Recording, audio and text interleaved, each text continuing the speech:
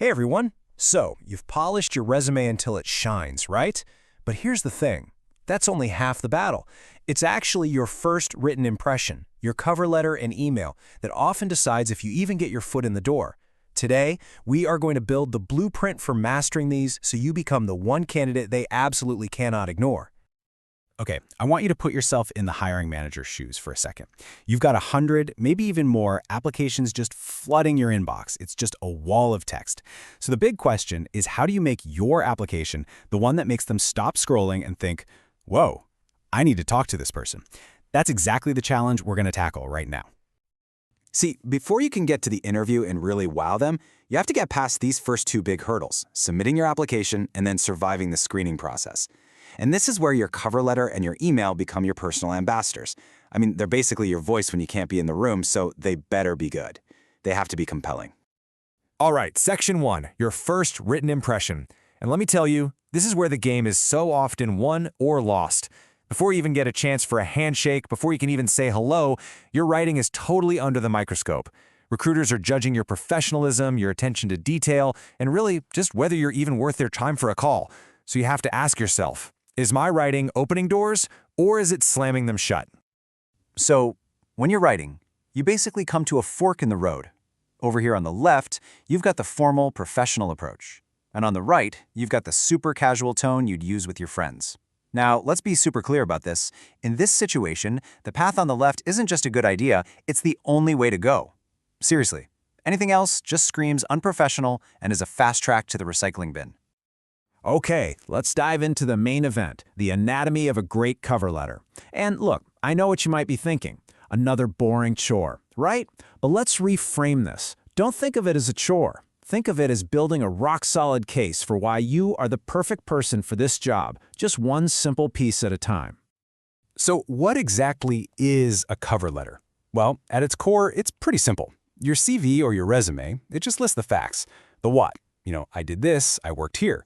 But the cover letter, that's where you explain the why. Why are you so motivated for this job? Why are your skills a perfect fit? It's your one chance to tell a compelling story that your CV just can't. And guess what? There's a formula. It's really that simple. Just 6 basic building blocks. You start with your info, then the employer's info. You add a professional greeting, and then you build your case with a solid opening, a couple of body paragraphs, and a strong closing. That's it. This structure makes the whole thing so much more manageable and way more powerful. Let's actually see how these pieces fit together.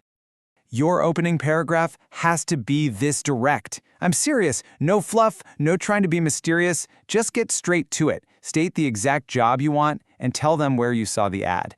This instantly gives the recruiter all the context they need and shows them you're organized and you respect their time. Now just look at that number right there, 35%. That is pure gold.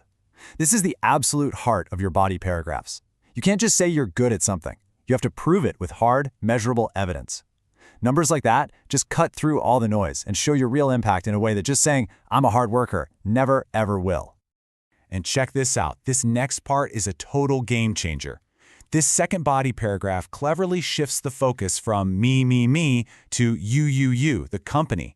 By calling out a specific company project, like their green tech initiative, you're proving you've actually done your homework. It shows you're not just blasting out resumes, you want to work for this specific company. That's huge.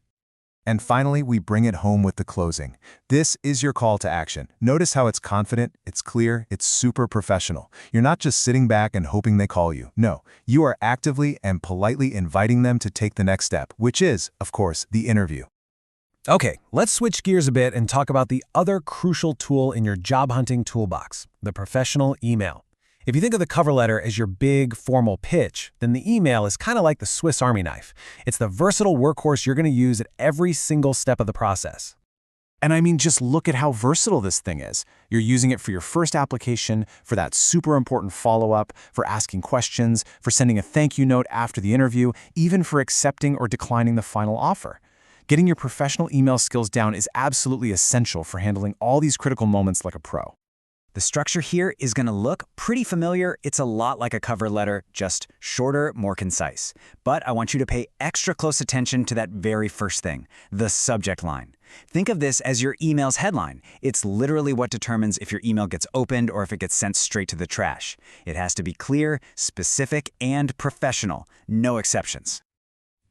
Okay, we've covered a ton of ground, so let's boil it all down to the essentials. Think of this as your final checklist, the golden rules, the absolute must-know do's and don'ts that you need to have in your head before you even think about hitting that send button. So here it is, your final checklist. On the do side, please use a professional email address. I'm talking no old high school nicknames. Do write a clear subject line. Do keep it short and sweet. And do, for the love of all that is good, proofread it for errors. Now for the don'ts, don't use slang or casual language. Don't write a novel, no emojis, no LOLs. And please, whatever you do, don't be that person who says, I've attached my resume, and then forgets to actually attach it. We've all been there, but let's not be that person. So, as we wrap this up, I want to leave you with this one question to think about. Every single email, every single cover letter you send out, it's either a key that's opening a door to a new opportunity, or it's a lock that's slamming it shut. But now, with everything we've talked about, you have the blueprint to make sure you're always opening the right doors.